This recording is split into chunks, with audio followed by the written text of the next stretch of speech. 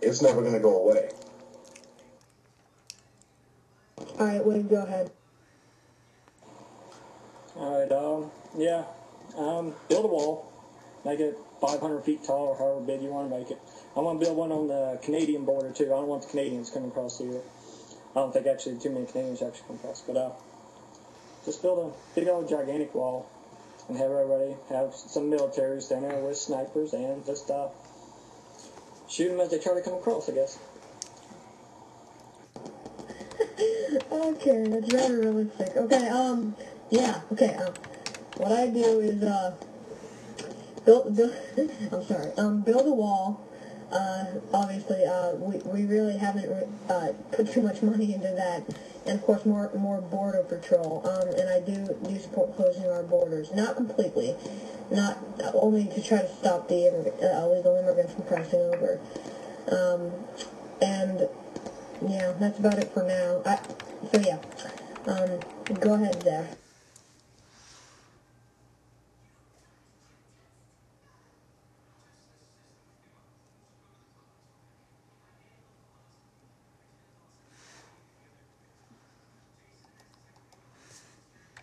Alright, thank you. Okay, on to 3. Alright, question number 3. Do you support scrapping the IRS and replacing it with a simple and fair tax system? Go ahead, Kurt. Well, I'm not sure what a fair tax system would be. Sales tax certainly would not be fair. It would be disproportionate for the lower income people. If there is a tax system out there that would be fair, sure, I'd be all for it. Get rid of the IRS, but I've not heard of it. Alright, go ahead, Wade. Yeah, get rid of IRS. I don't like them anyways. I think they're a bunch of criminals. I know they'll probably be on my door. Somebody will send this to somebody and they'll be on my door tomorrow, but that's fine. Taxes are way too high. I don't know, but that'll never change because they gotta make their money. Alright, my answer is just destroy the IRS and lower taxes. Alright, Zach, your turn.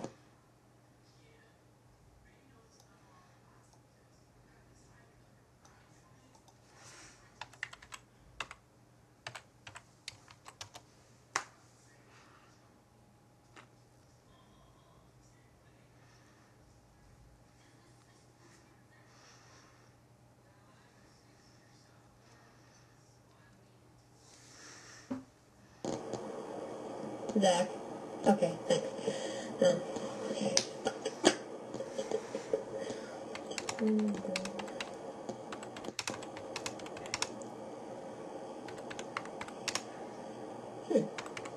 Wow. Yeah, okay. Alright, on to 4. Do you support total freedom of speech, or do you believe there are things that are too provocative or hurtful to be allowed? Go ahead, Kurt. I'm a big believer in the First Amendment and freedom of speech. It would take quite a bit to infringe upon that and to suppress it. So I go for the First Amendment all the way. Wig. Yeah, to a point, you should be able to say what you want to say, but there's certain things you can't. Like, you want to kill the president, because go tell that to the government and see what happens to you. I'll be picking your bones out of the sand. Guess I could look into the camera a little bit here, okay? Oh well. Yeah, and I'm just completely in support of the First Amendment, definitely. Zach.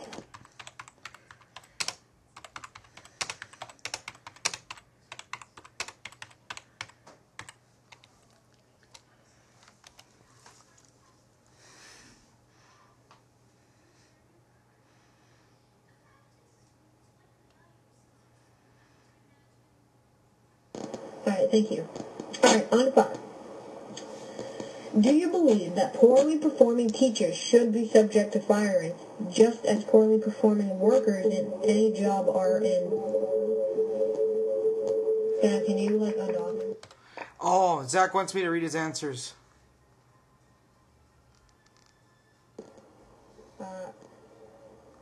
Alright. that's fine. All right, let me start over. Just make sure you mute your mic. Got it. And Yob Norman, can you undock? We only want people that are going to be talking here.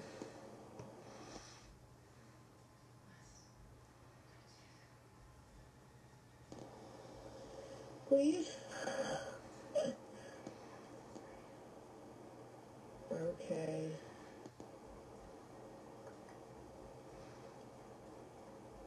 Okay then. On to 5. Do you believe that poorly performing teachers should be subject to firing just as poorly performing workers in any jobs are? And do you support extra pay for higher performing teachers? Kurt. Yeah, absolutely. Merit pay is, it's the same in the workplace. It should be same for teachers. Of course, you'd have to define, in regards to raising their pay, you'd have to define what constitutes a successful teacher versus a not a successful teacher. Wait. I agree. There's not enough teachers as it is. I know each year you can even get on to different sites and see that there's not as many teachers as there need to be because schools and population is just growing out of proportion. And like Kurt said, what is going to be the criteria? What is the criteria for who's a good teacher and who's not? Is it going to be grades? Because they can alter grades to however they see fit. So it depends on the criteria. And I am in complete agreement because as someone who goes to high school now, there are many teachers that really don't put enough work into teaching. So yes, I do agree that teachers that don't put enough effort into school should be fired. Zach, then. Zach says, yes, why should teachers be held to any different standards? Keeping bad teachers rubber stamps the poor rinkers we have in the future. I think teachers should be paid more in the results of their merit. If their results merit. Alright, thank you. 1 second. Alright, on to 6. Do you believe we need judicial reform to make sure sentences for the same crimes are not wildly different? Kurt. I don't know if you can put a blanket sentence on all criminals for the same crime. For instance, if you're convicted of robbery, I don't know. I just don't think you can say, okay, everybody gets 20 years, everybody gets 30 years. I mean, there's individual situations and circumstances, and, the whole part of our prison system is to reform the prisoners and to get them back in society, not to lock them away forever. So I don't think we can do that, no. Wait. Yeah, I would say it depends on the crime. It still is the situation. Sometimes, murder can be different types of murder. If you defend yourself or you're just killing somebody out of because you just don't like them. Just depends on the situation. Need the right judges to have the right judges making the right things. I was talking with Roger, talking about, some silly crimes where these guys are getting 6 to 7 years and some real serious crime to get 60 days, which is just ludicrous. There's a lot of judges that are criminals too, but that's another point.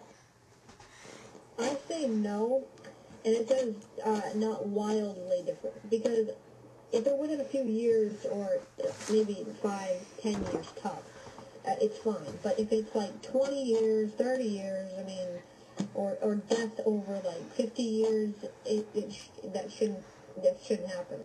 But if it's within 10 years, then yeah, it's fine. Zach, Sam. Zach says, depends on the issue. I do believe that we should be room to judge, but all often special circumstances become the norm, and most convicts get a light sentence because of them. As it is, most judges don't force 3 strikes and out.